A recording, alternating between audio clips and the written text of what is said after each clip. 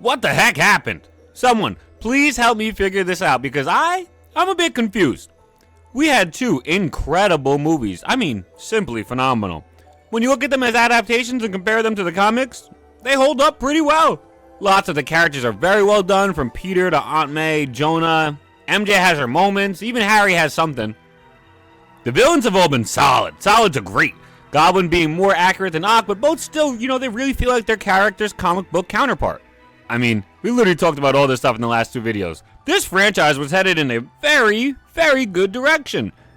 And then Spider-Man 3 came out. And I have to ask you all again, what the heck happened? It's not a terrible movie, or even bad. I like it. But as an adaptation, holy moly is it bad. So much of this movie feels like a direct slap in the face to Spider-Man fans. It actively chooses to ignore Spider-Man comics and just do its own thing. It actively ignores the first two films and just does its own thing. It's actually insane. This movie's like its own thing, kind of. As a kid, I really despised this movie, but I've grown to enjoy it more. It's a fun movie. But as an adaptation, I will never let it slide. This is not it, people. It's not. Let's get into it. Peter Parker in this movie is nothing like the last two films. He's no longer the down-to-earth guy who roasted Harry for not being of this planet. The man has let all the Spider-Man stuff go to his head, big time. At one point, man is just standing in the street watching himself on advertisements. What the heck? Who is this guy? This is not Peter Parker I know. Spider-Man doesn't have time to rejoice and marvel at his own greatness. His luck would never allow for it. The Parker luck just couldn't. Remember how Peter was the only person to ever treat MJ right up until a certain point in her life? Jonah's son was a good man, goddammit, I stand on that. But before him, Peter was it. He was the only person who ever treated MJ right. Yeah, he's not that guy anymore, pal. No, not at all. This man is a selfish hoe. He's a selfish hoe. Not only does he make everything about him when MJ is struggling mightily in her life with her shortcomings as an actress. No, like seriously, it's all about him when she's talking to him. But on top of that, he freaking cheats on MJ.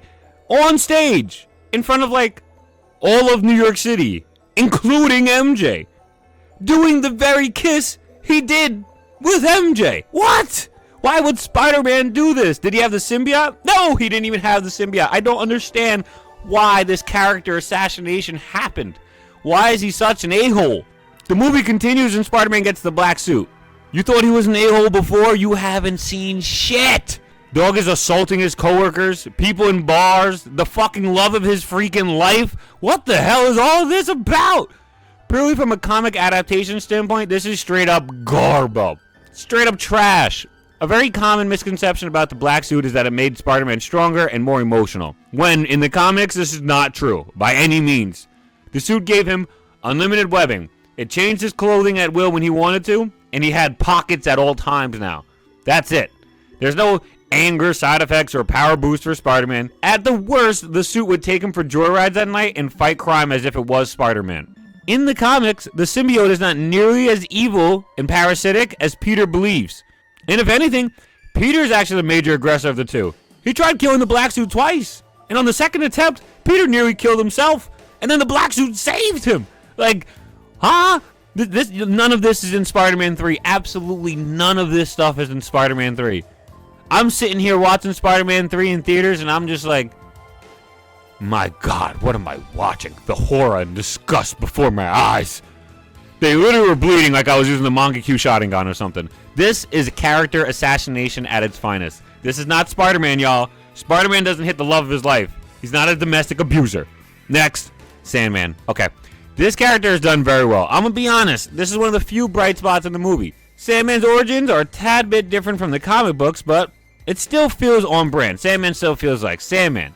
He has his iconic shirt, he's trying to get money to help his sick daughter, he's a criminal on the run, he's still sympathetic, all that good stuff is there. He wants to be a better person. This feels like Flint Marko. Sandman is done with such love and care, it's shocking he's in this movie, because a lot of stuff in this movie is not really done with love and care, it feels like. They really got the characterization down pat, yet everything around him in this movie is kind of disastrous.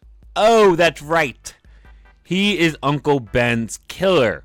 I couldn't stand this, guys. I'm gonna be real. I could not stand this. This movie was not okay with just getting a few things wrong with the characters. It was really trying to go for the perfect zero like Miles in Spider-Verse. Seriously. It's like an attempt to make this character bad. Everything about him is done so well and adapted so faithfully. And then they make him Uncle Ben's killer because reasons unbeknownst to any of us. I don't know. Overall, he's good. Like, he's a really solid adaptation of this character, aside from this one glaring issue. Who's next? Venom. To say I didn't like this Venom would be an understatement. He was the first Venom I ever hated. It wasn't until the Ultimate Spider-Man cartoon was I really like, wait a minute, there's a lot of wrong that can happen with this Venom character. And then Insomniac Spider-Man 2 came out and Venom was just like, blah. And then I rewatched Spider-Man Unlimited and Venom was just like, blah. It made me begin to appreciate this Venom a bit more, I'm not gonna lie. For starters, his origin is actually pretty well done. It's accurate as heck. The man's in the church and everything, just like the comics. He's being Peter's biggest hater before he even gets the Venom suit. This is some accurate-ass stuff.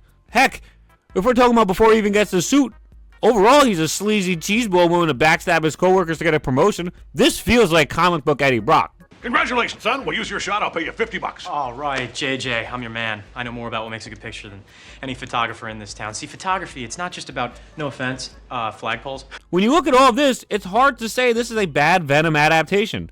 And honestly, in terms of characterization, it's very good. It's the look of Eddie Brock in Venom that's the problem. Eddie Brock is 6'6" and a bodybuilder. He strikes fear into people without even trying, without even being Venom. Factor in that Venom sometimes can grow up to be larger than 7 feet tall. He's a scary-ass character. Yet for some reason, Topher Grace is like passes as Eddie Brock. He doesn't get the look down at all, in my opinion. He's too short, he's too skinny, and it just doesn't work. And I actually love Topher Grace as an actor. And I know Sam Raimi wanted the casting to be a character who's like a mirror to Peter, but in the comics, Eddie Brock's already a dark mirror to Peter. He just doesn't look exactly like him. Over time, I've grown to realize that this Venom is alright. I used to hate him. But you know, he's grown on me. I've seen the light. He's not great, but he's good. He's cool. I like him. He's good. He's a solid adaptation. You're trash, Brock. Harry Osborn. Harry shows some real promising stuff in this adaptation, but overall, it's just not a role that really exists in the comics, so it's just brand new. It's not really accurate. He's trying to kill Spider-Man to get revenge for his father's death because he believes that Spider-Man caused it.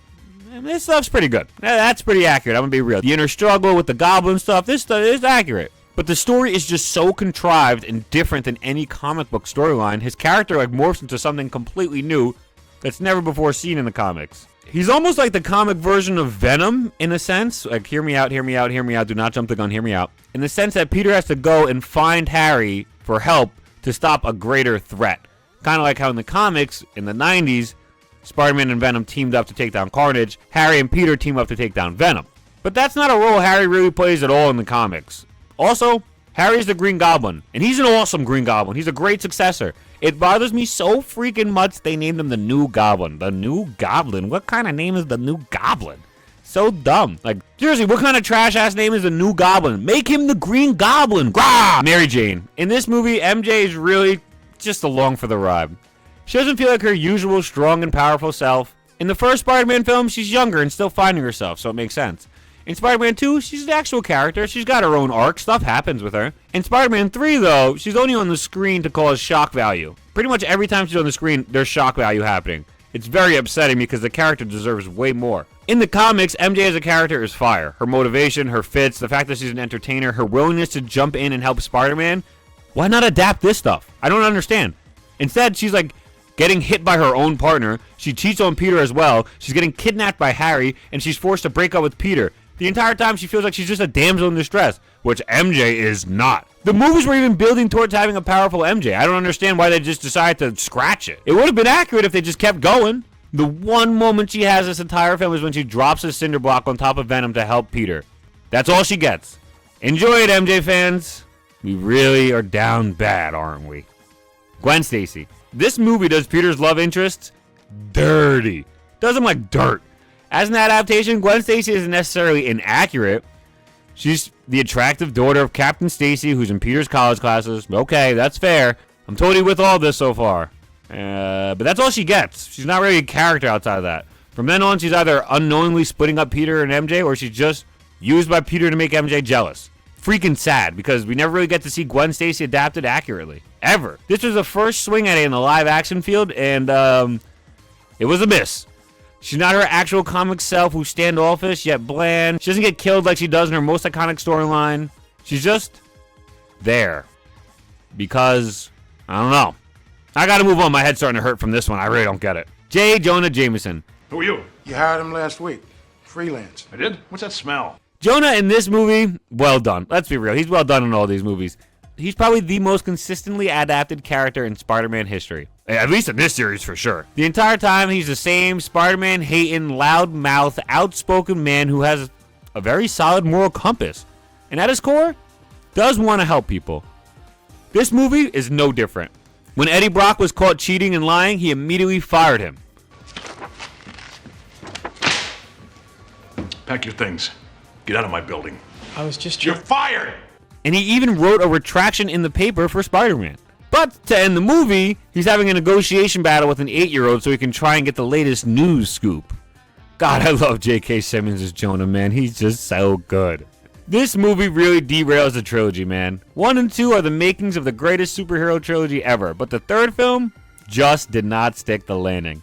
Due to a lot of studio interference, there was a lot of disagreements with the script and how characters should be used, or which characters should even be used. Remy cooked for the first 2 movies, and the studios just couldn't let Mans do it for one final time. They had to get their grimy little grubby hands all over it, start meddling with it. Again, this is a solid film. It's fun. It's enjoyable.